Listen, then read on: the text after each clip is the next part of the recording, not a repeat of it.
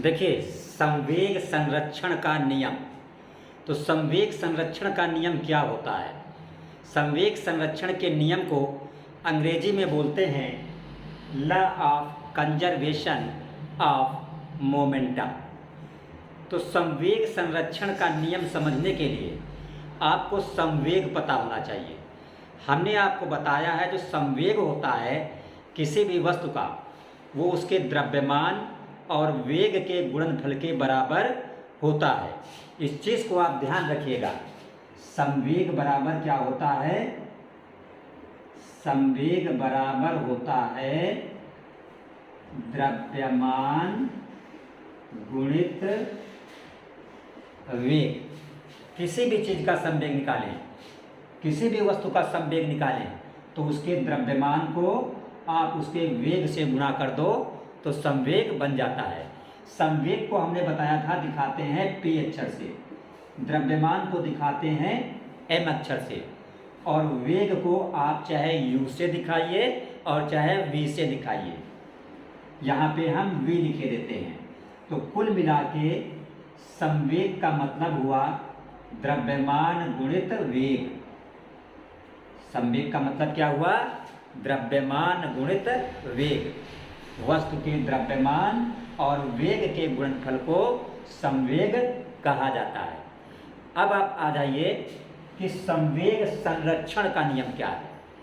तो अगर दो वस्तुएं आपस में टकराएं, दो वस्तुएं आपस में टकराएं तो टकराने से पहले जो उनका संवेग हो, टकराने से पहले दोनों वस्तुओं के संवेग का कुल योग बराबर होता है टकराने के बाद दोनों वस्तुओं के संवेग के योग को। इसी को कहते हैं संवेग संरक्षण का नियम। देखिए, ये दो वस्तुएं आपके सामने हैं। एक वस्तु हमने ये दिखाया है, इसका द्रव्यमान क्या है? m1, और ये वस्तु चल रही है किस वेग से? u1 वेग से, इस दिशा में। और दूसरी वस्तु ये है, इसका द्रव्यमान कितना है? m2, और ये इस दिशा में किस वेग से चल रही है? u2 वेग से। अब ये वस्तु इससे जाके क्या हो सकती है? टकरा सकती है। तो जब ये वस्तु इससे टकराएगी तो ये आपका चित्र है, ये वस्तु इससे टकरा रही है। तो जब दो लोग टकराते हैं, मान लो हम हैं और आप सामने हमारे हैं, दो लोग टकराएं तो हमारा फोर्स आप पे लगेगा और आपका फोर्स हम पे लगेगा। तो ये वस्तु फोर्स जो है इस पे लगाएगी। तो यहाँ पे F की दिशा हमने इधर दिखा रखी है, और ये वस्तु बल इस वस्तु पे लगाएगी। तो इस पे बल की दिशा हमने इधर लगा रखी है। और आप जानते हो जब भी कोई दो लोग टकराते हैं, चाहे वो वस्तु टकराए चाहे गाड़ी टकराए, तो जब कोई भी दो चीज़ें टकराती हैं तो उनकी दिशा क्या होती है? दिशा भी बदल जाती है और चाल भी बदल जाती है। जैसे आप जा रहे हैं तेज़ी से, किसी से टकरा जाएं तो आपकी चाल बदल जाएगी, और हो सकता है आप सीधे जा रहे हो, किसी से टक्कर लगे तो आप टेढ़े हो जाएं। तो टकराने से चाल भी बदलती है और दिशा भी बदलती है, लेकिन द्रव्यमान नहीं बदलता है। आपका वजन मान लो 50 किलो है, आप किसी आदमी से टकरा जाएं तो 50 किलो के ही रहेंगे। ऐसा नहीं कि टकराने के बाद आप 40 किलो के रह जाएं। तो द्रव्यमान पहले भी m1 m2 और टकराने के बाद भी m1 m2। लेकिन टकराने से पहले जिस वस्तु का वेग u1 था उसके वेग को हमने क्या बोल दिया? v1, और जिस वस्तु का वेग u2 था उसका वेग क्या हो गया? v2। तो अब हम निकालेंगे क्या? हम लिखेंगे, हमने लिखा माना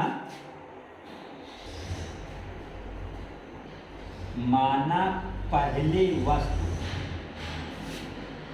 माना पहली वस्तु, इसका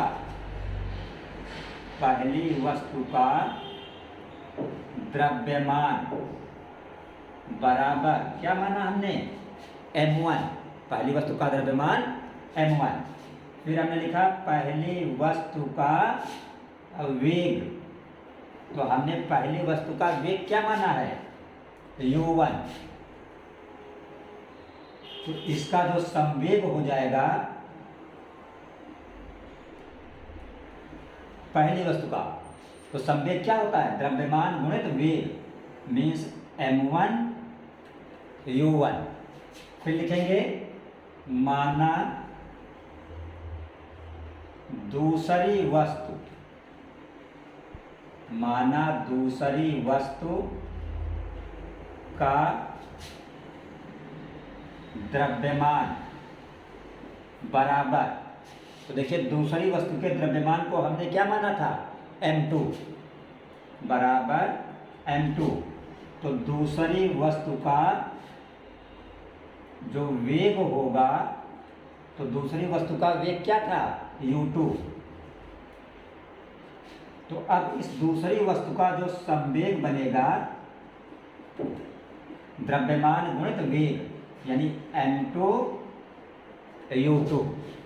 तो टकराने से पहले पहली का संवेग है इसका m1 u1, और टकराने से पहले दूसरी का संवेग है m2 u2। तो अगर दोनों को जोड़ दें, किसको, इसको और इसको अगर जोड़ दें, तो टकराने से पहले दोनों वस्तुओं का कुल संवेग हो गया। तो हम लिखेंगे टकराने से पहले, टकराने से पहले कुल संवेग, टकराने से पहले कुल संवेग क्या हो गया, m1 u1 plus m2 u2, m1 u1 plus m2 v2। ये क्या आ गया हमारा, टकराने से पहले का कुल संवेग। अब हम निकालेंगे टकराने के बाद का संवेग इसी तरह। अब देखिए हम लिखेंगे टकराने के बाद का कुल संवेग, क्या लिखेंगे, टकराने के बाद कुल संवेग। टकराने के बाद कुल संवेग, तो टकराने के बाद द्रव्यमान तो m1 ही है, लेकिन वेग इसका क्या हो रहा, v1। तो m1 v1, क्योंकि संवेग क्या होता है, द्रव्यमान और वेग का गुणा, प्लस इसका संवेग क्या हो जाएगा, इसका द्रव्यमान है m2 और वेग है v2। तो ये टकराने के बाद का संवेग हो गया। टकराने के पहले का संवेग आपका आया m1 u1 plus m2 u2, और टकराने के बाद m1 v1 plus m2 v2। अब आप क्या लिखेंगे, संवेग संरक्षण के नियम से, संवेग संरक्षण के नियम से। तो संवेग संरक्षण का नियम आपका क्या है, देखिए यहाँ पे टकराने से पहले, ये जो लिखा है टकराने से पहले, ये क्या होता है, बराबर होता है किसके, टकराने के बाद। टकराने से पहले का संवेग बराबर होता है टकराने के संवेग के बाद के, यही संवेग संरक्षण का नियम है। तो हमने लिखा संवेग संरक्षण के नियम से, इधर लिखा हमने टकराने से पहले, टकराने से पहले का संवेग, क्या लिखा, टकराने से पहले का संवेग बराबर टकराने के बाद का संवेग। टकराने से पहले का संवेग बराबर टकराने के बाद का संवेग। तो जो टकराने से पहले का संवेग था, ये आपने क्या निकाला था, m1 u1 plus m2 u2 बराबर जो टकराने के बाद का संवेग है, वो आपने क्या निकाला है, ये वाला m1 v1 plus m2 v2। तो ये जो सूत्र आया, यही क्या है, संवेग संरक्षण का नियम है। नीचे लिख देंगे, यही संवेग संरक्षण का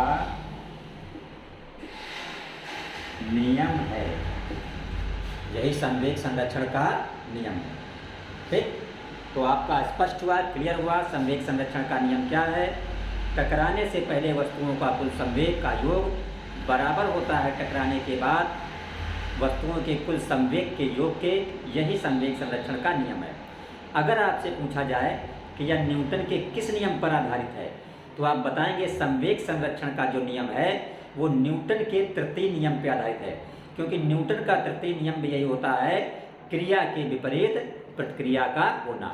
तो इस चीज़ को आप ध्यान रखना। हम यहाँ पे लिखे ले रहे हैं नोट्स में, यह न्यूटन के तृतीय नियम पर आधारित है। जो संवेग संरक्षण का नियम है वो न्यूटन के तृतीय नियम पर आधारित है।